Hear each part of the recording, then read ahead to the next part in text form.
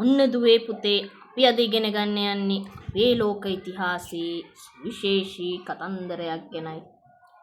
මේ කතාව නිසා ලෝකයේ බොහෝ දේවල් වෙනස් වෙන්න පටන් ගත්තා. මේ යුද්ධය යුරෝපයෙන් ආරම්භ වෙලා පසුව ලෝකය පුරා පැතිරුණු නිසා එය පළමු ලෝක සංග්‍රාමය ලෙසයි හඳුන්වන්නේ. අපි මෙතෙන් පටන් විරිඳුවෙන් අහලා බලමු පළමු ලෝක සංග්‍රාමයට බලපෑ හේතු මොනවාද කියලා.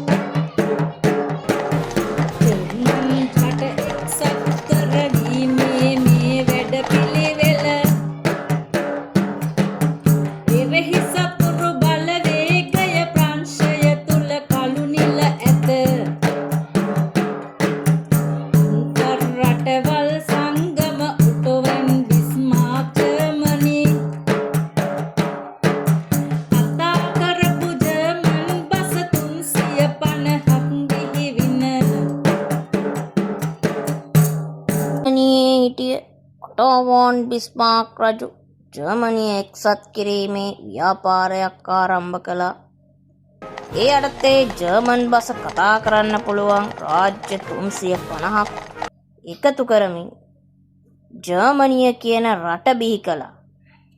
මේ නිසා අසල්වැසි ප්‍රංශය ජර්මනිය සමග සතුරන් බවට පත් වුණා. ඔන්න ඉතින් මෙතෙන් පටන් තමයි ජර්මනිය සහ ප්‍රංශය පසමිතුරන් බවට පත් වෙන්න පටන් ගත්තේ.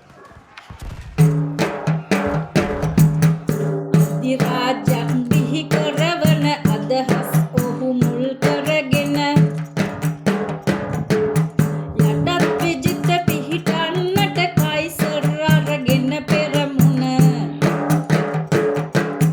කටයුතු කොහොමට ආවත් ඔහුට ඕනේ උන බලය හමුදා ශක්තිය වැඩි කරන්නට ඔහු කටයුතු කළේ.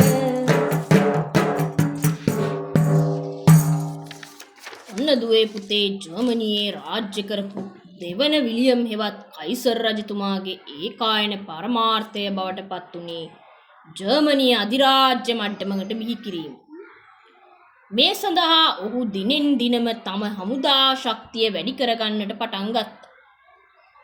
යුරෝපයේ සෙසු රටවල් වලට මේක මහා තර්ජනයක් බවට පත් වුණා. ඒ යුරෝපය තුල දිනෙන් දින යුද්ධකාමී වාතාවරණයක් නිර්මාණය කිරීමට අවශ්‍ය පසුබිම සකස් කරමින් හිටියේ.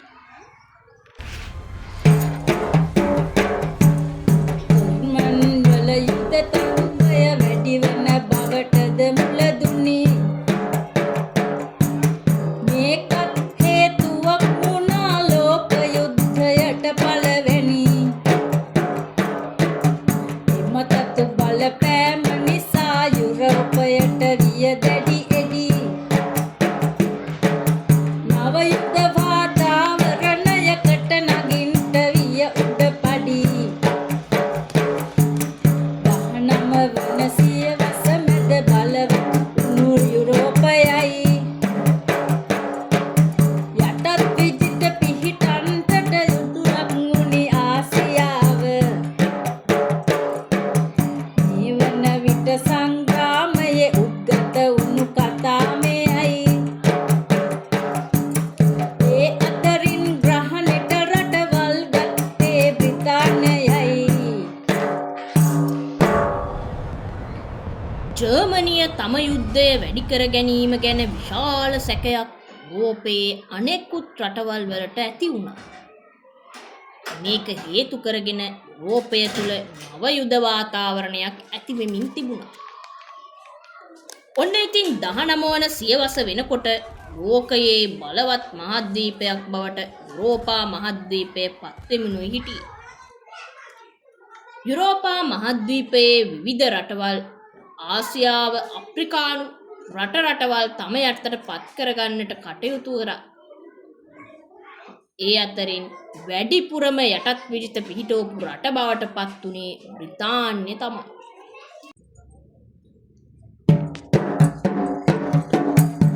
බ්‍රිතාන්‍යයට තර්ජනයක් මේ අතරෙදි බලපෑ එක. ඔවුන්ට බාධා විය තතු එක්සත් ජර්මන් ජාතික. යටත් විජිත පිහිටීමට බලයක් විය ප්‍රතිවිරෝධී. මේකත් එක් කරුණක් විය සංග්‍රාමය හේතුවාදී.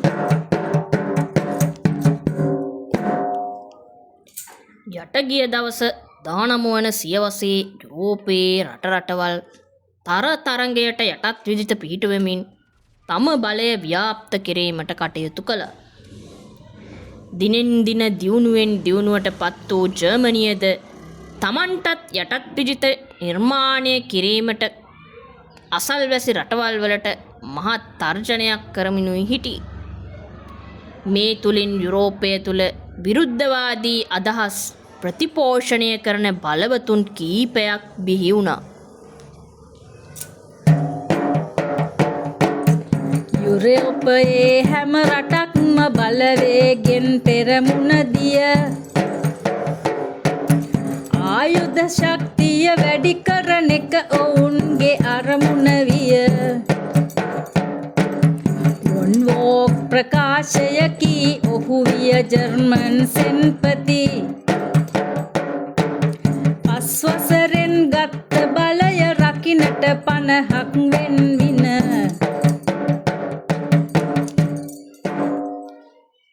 මේ ආකාරයෙන් යුරෝපයේ සෑම රටක්ම තම බලය වර්ධනය කරගැනීමේ ප්‍රධාන අංගයක් ලෙස අවිබලය ගැන දැඩි විශ්වාසයක් තබමිනුයි කටයුතු කළේ. ඒ නිසාම සෑම රටක්ම තම අවිබලය වර්ධනය කරගන්නට අවශ්‍ය කටයුතු සූදානම් කරමින් සිටියා. ජර්මන් සෙන්පති යෝනි වෝල් ප්‍රකාශ කරන්නේ අවිබලෙන් 5 වසරක් තුළ අල්ලාගත් බලය ආරක්ෂා කර ගැනීමට වසර 50ක් ගතවන බවයි. ඒ තුලින් ඔවුන් අවි ආයුධ පිළිබඳ තැබූ දැඩි විශ්වාසය සංකේතවත් කරන්න උත්සාහ ගත්තා. මේ යන වැඩ පිළිවෙල මත ජාතිවාදයක් ලද්දෙන් හැම රටක්ම පරදේසින් හෙලා දකිති මේ යුද්ධෙන්. යුරෝපයේ ප්‍රංශය තනි කොට ඇති කරවන භීතිය. මේ අරමුණ හද රජ විය එක්සත් ජර්මන් ජාතික.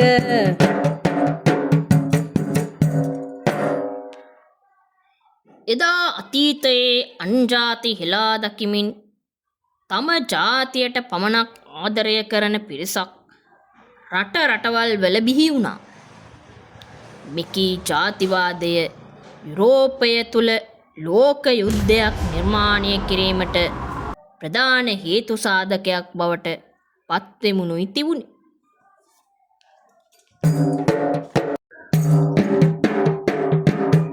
ජර්මන් රට කළ මෙහෙයුම කොටස් දෙකක් මිල්ල ගනී. ප්‍රංශය එල්සස් ලෝරෙන් ප්‍රදේශ දෙක අල්ල ගනී. දෙක නැවතත් ප්‍රංශය අරගයි යන සැකය හරහා ජර්මන් රට ප්‍රංශයේ හිතවත් රටවල් නොමැති කරා.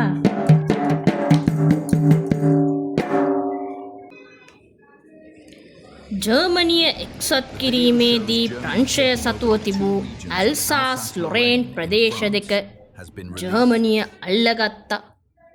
මේ නිසාම අනුන්ගෙන් ගත්තු දේ කවදා හෝ දවසක ඔවුන්ට දෙන්න වේ යයි සිතා සිටි ප්‍රංශයට යුරෝපය තුළ මිතුරන් නැති කිරීමට ජර්මනිය කටයුතු කළා.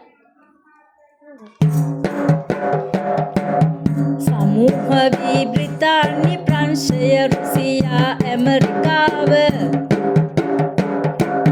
මේ රටවල් පොකුරක් ලෙස එකතු වෙලා ඇමුනියාව ඔස්ට්‍රියාව ජර්මනි සහ ඉතාලි තුර්කිය බල්ගේරි එකට එක මිති උනි මේ රටවල් යුද්ධය දෙස බලාන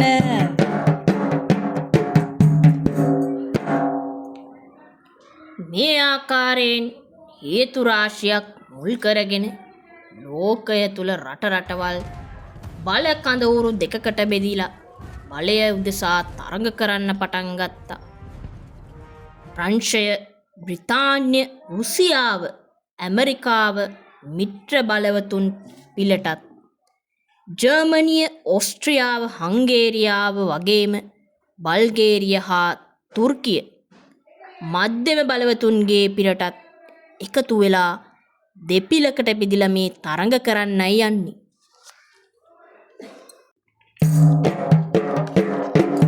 සමස්ත ලෝකය පුරාම දිගහරිමින් සංග්‍රාමය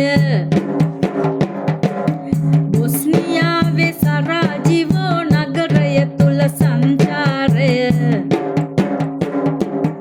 ඔස්ට්‍රියාවේ ඔටුන්න හිමි ෆර්ඩිනඩ් හා එම බිරිඳව මරුමුව වෙත ඇද දැමුවා කුමන්ත්‍රණය කළ පරිදිව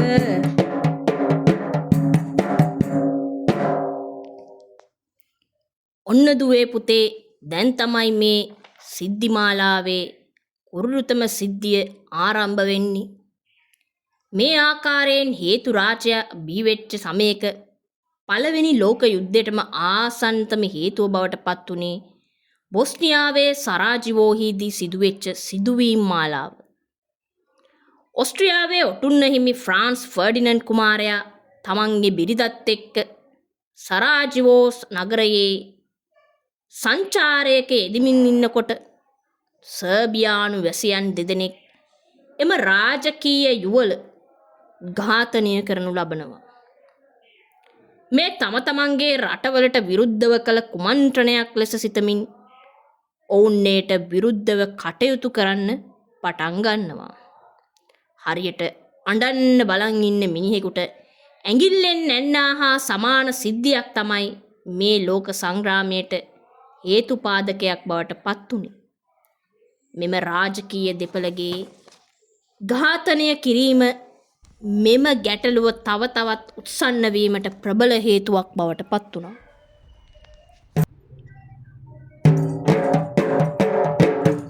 ඔස්ට්‍රියාව ඉල්ලන ලදි වන්දිය කළ අපරාධෙට පිළිතුරු වී වන්දි නොදෙන්නෙමි කිසි ලෙස නුඹලා හට වන්දි නොලද ඔස්ට්‍රියාව විරුද්ධ ලෙස නැගුණා. පිළිතුරු ලෙස සර්බියාව යුද්ධ කරන වග දුන්නා.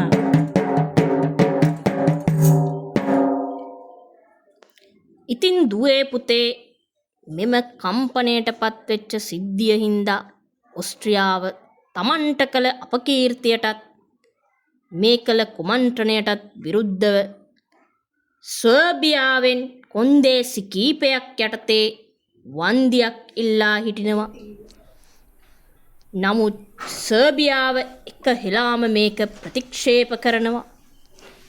මේ ප්‍රතික්ෂේප කිරීමත් තම රජවරුන්ගේ ඝාතනයත් නිසා සර්බියාවට විරුද්ධව එක හෙලාම යුද්ධය ප්‍රකාශ කරන්න ඕන කියලා ඔස්ට්‍රියාව තීරණයකට එනවා.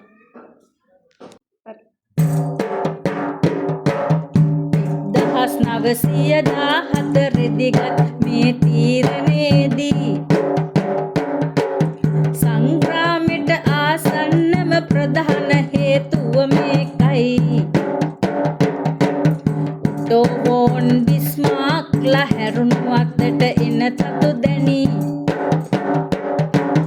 එම දෙරටේ යුද්ධ කිරීම ජර්මනියෙන් අනුමත වුණි. මේ සටනේදී අපහට සලකනු යන පදනම ඉල්ලා දෙරටම ආධාර සොයයි තම මිතුරන් අල්ලා. සර්බියාව අසරණ වී පිහිටපතයි රුසියාවෙන්. රුසියානුව උදව් කරති මුදවා අපහසුතාවෙන්.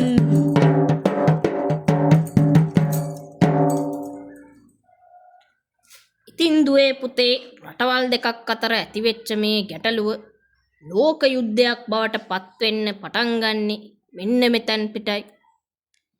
1914 දී මෙවැනි තත්ත්වයක් යුරෝපයේ උද්ගත වෙලා තියෙන සමයක ඔස්ට්‍රියාව සර්බියාවට විරුද්ධව යුද්ධ ප්‍රකාශ කිරීම සම්බන්ධයෙන් ජර්මනිය එක හෙලාම අනුමත කරනවා ඔස්ට්‍රියාවට සහාය ලබා දෙනවා කියලා. ඒ වගේම ජර්මනිය ඔස්ට්‍රියාවේ පක්ෂයට එක් වෙනකොට රුසියාවෙන් සර්බියාවට උදව් ලැබෙනවා කියලා පණිවිඩයක් ලැබෙනවා. මෙන්න මෙතැන් පටන් තමයි රටවල් දෙකක යුද්ධය ලෝක සංග්‍රාමයක් බවට පත්වෙන්න පටන් ගන්නෙ. රුසියාවේ ප්‍රතිචාරය ජර්මන් රට බලා සිටී. උදව් කරන්නට එපාය ජර්මනුවෝ කියා සිටී. රුසියාවේ ක්‍රියාකලාපයේ දෙස බලාගෙන හිටපු ජර්මානුවෝ ප්‍රකාශ කරනවා රුසියාවට සර්බියාවට උදව් කරන්න එපා කියලා. මොකද මේ යුද්ධයේදී දැඩි ලෙස අසාධාරණයට ලක්වුණේ ඔස්ට්‍රියාව හින්දා. ජර්මනිය ඒ වචනයකටවත් සීමා නොකරන රුසියාව සර්බියාවට තම මිතුරන්ගේ දෑත් දික් කරමින් මේ යුද්ධයට පණ පොවන්න උත්සාහ කරනවා. ජර්මන් රට ඔස්ට්‍රියාවේ පක්ෂ රටක් ලෙස වුණා. රුසියාවට විරුද්ධ වී යුද්ධ ප්‍රකාශ කරවුණා. ප්‍රංශය යුද්ධ කරන්නට පෙර ජර්මන් රට දිරිගන්නා. ජර්මන් බෙල්ජියම හරහා ප්‍රංශයට පිළිතුරු දුන්නා.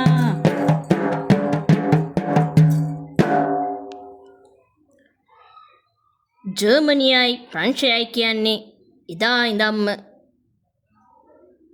සතුරන් විදිහට ක්‍රියා කරපු කට්ටියක්. මේ හින්දා මේ ගැටලුව මෙම ලෝක යුද්ධයටත් බලපාන්න පටන් ගන්නවා. ජර්මනිය ඕස්ට්‍රියාව වෙනුවෙන් හිටගන්නකොට රුසියාව සර්බියාව වෙනුවෙන් පෙනී හිටියා. අතීතයේ පටන්ම රුසියාව හා ප්‍රංශය හොඳ ගජමිතුරන් වුණ හින්දා මේක යුද්ධයට සම්බන්ධ වීමක් සිද්ධ වෙයි කියලා හිතපු ජර්මනිය බෙල්ජියම හරහා ගිහින් ප්‍රංශයට පහර දුන්නා. අතීතයේ ඉඳන්ම ජර්මනිය හා ප්‍රංශය අතර පැවති මෙම වෛරයේ ගිනිසිලුව මේ තුලින් ඉෂ්ට කරගන්න ජර්මනියට හැකියාව ලැබෙනවා. මේ පහර දීම හින්දා ජර්මනිය ඒකේ වාසියත් තමන්ගේ රටට අත් කරගන්නවා. ධානියට ජර්මනියේ ක්‍රියාව නොම හරි ගියේය.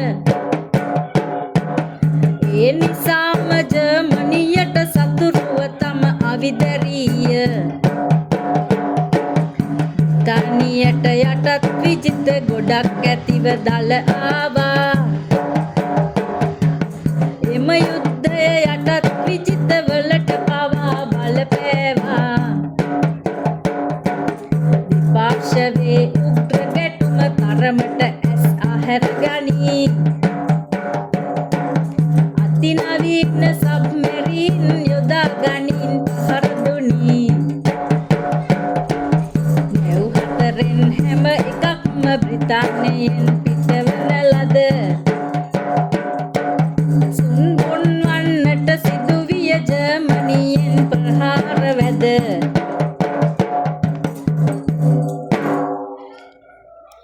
දිගින් දිගටම ජර්මනියේ ක්‍රියාපිළිවෙත බ්‍රිතාන්‍ය ආරක්ෂාවට මහත් තර්ජනයක් බවට පත් වුණා. එසේම බ්‍රිතාන්‍ය හා ප්‍රංශය අතීතයේ ඉඳන්ම මිතුරන් බවට පත් වෙලා හිටිය හින්දා තම මිත්‍රත්වය වෙනුවෙන් බ්‍රිතාන්‍යද මෙම යුද ගින්නට පැටළුණා. මේ වන විට ලෝකයේ යටත් විජිත රාශියක් බලය පැතුරුවීමේ බ්‍රිතාන්‍ය නිසා එහි බලපෑම එකී සියලුම යටත් විජිතවලට බටබාන්න පටන් ගත්තා.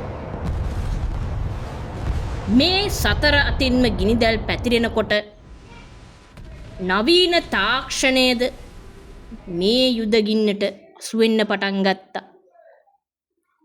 බ්‍රිතාන්‍ය වරායවල් වලින් පිටවුණු සෑම බ්‍රිතාන්‍ය නැව් හතරෙන් එකක් ජර්මනිය තමන්ගේ අතිනවීන සබ්මැරීන් තාක්ෂණය යොදාගෙන විනාශ කරන්න සමත් වුණා. ඇමරිකාවේ ලුසිටානියා නැවල් ඉල්ලුව ජර්මන් රට. ඇමරිකාව යුද්ධෙට එයි පහර දෙන්න ජර්මන්ලට. ඇමරිකාව පහසුකමින් අවියාහාර බල දැඩි විය. පන්හපන් කමට අනුව හතුරන්ගේ දල කැඩවිය.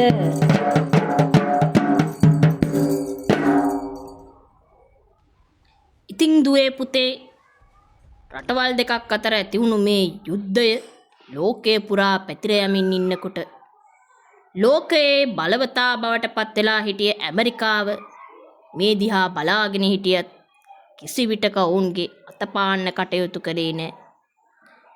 ඒ මුලදි මැදිහත් ප්‍රතිපත්තියේ සිටි ඇමරිකාව පසුකාලීනව මේ මහා යුද ගින්නට මැදිහත් වුණේ ඇමරිකානු ජාතිකයන් රැගෙන ගිය ලුසිටානියා නැව ජර්මන් සබ්මැරීනයක් හමුවේ විනාශ වීමත් සමගයි.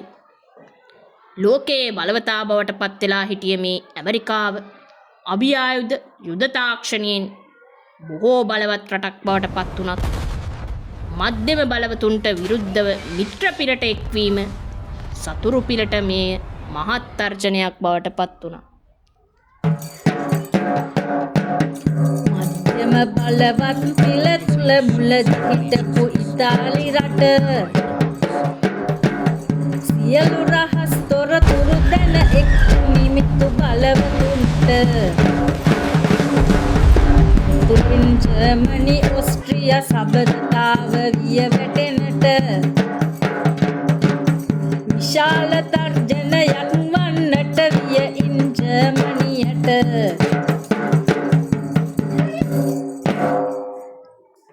අද සමාජයේ වගේම පුතේ එදා සමාජයේ පාවාදීම් බොහෝ සටන්වලදී සිදු වුණා. මේ වගේම පාවාදීමක් මෙන්න මේ කියන ලෝක යුද්ධය තුලත් සිද්ධ වෙනවා. මුලදී මධ්‍යම බලවතුන්ගේ පිලේ හිටපු ඉතාලිය ඔවුන්ගේ සියලු රහස් තොරතුරු සමග මිත්‍ර පිලේ රටවල් වෙත එක්වීම ආරම්භ කරනවා. මේ නිසාම මධ්‍යම බලවතුන්ගේ පරාජය මෙතැන් පටන් සනිටුහන් වෙන්නයි පටන් ගන්නේ. තුපිල අවියෙන් ප්‍රහාරගෙන ඇති මේ හැම ඉඩක්ම කඩා වැටෙන්නට විය ජර්මනියේ හැම පැති කඩක්ම. පරාද වුණු ජර්මනියෙන් සංග්‍රාමිට නැවතුම් දුනි. 1918 වසරේ මේ යුද්ධය නැවතුනි.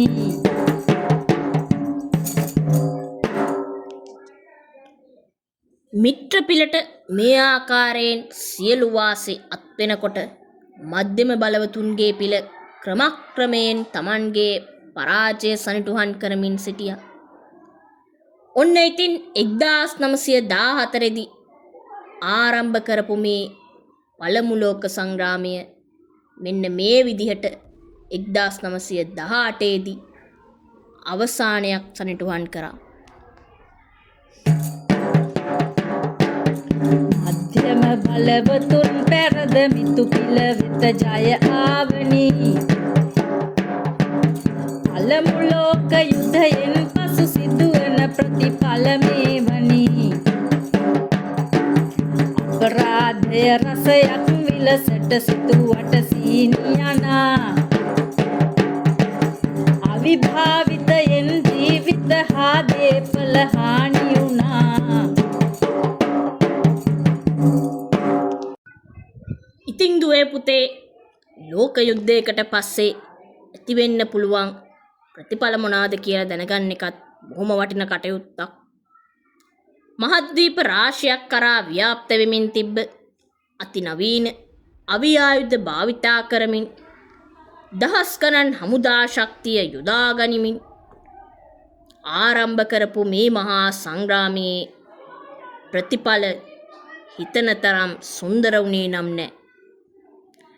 ඕනම ද්වන්ද සටනකට ලැබෙන්න පුළුවන් අවසන් ප්‍රතිඵලය වගේම එක්කෙනෙක් පරාජය වෙනකොට තව කෙනෙක්ට ජයග්‍රහණයක් වෙනවා. එහෙමත් නැත්නම් සාම සාකච්ඡා මගින් සමගිවන්න සිද්ධ වෙනවා. ඉතින් මේ විදිහටම මේ මහා පළමු ලෝක සංග්‍රාමයත් මිත්‍රපිල ජයගෙන මධ්‍යම බලවතුන් පරාජයට පත් කළා. අපි දැන් විරිඳුවෙන් අහලා බලමු මොනවද මේ යුද්ධයෙන් ඇතිවෙච්ච ප්‍රතිඵල කියලා. නා උනත් විපතට පත්නේ ලෝකයේ මහදනාය ලක්ෂ ගණන් ආබාධිතයන් තුලින් බිහි වූවා අධිරාජ්‍ය රාජාණ්ඩු මේ සටනින් විඳ වැටුණා. ජර්මන් රට පළමු ලෝක යුද්ධයේ චෝදිතය වුණා.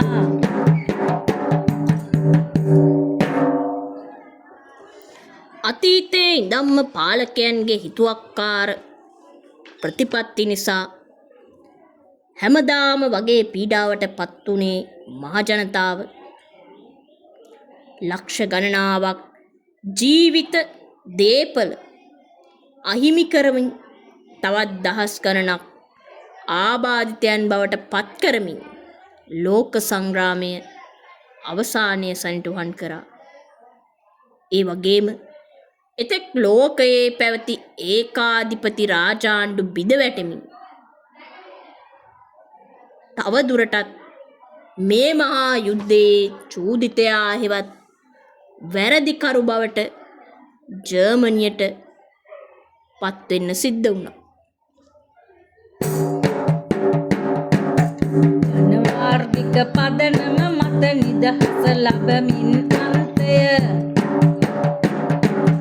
රාජ්‍ය බිහිවී නිදහස් පින්නන්තය පෝලන්තය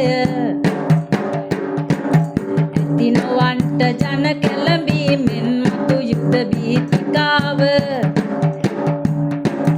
සංවිධානයක් බිහිවන්නට විය අන්තර්ජාතික.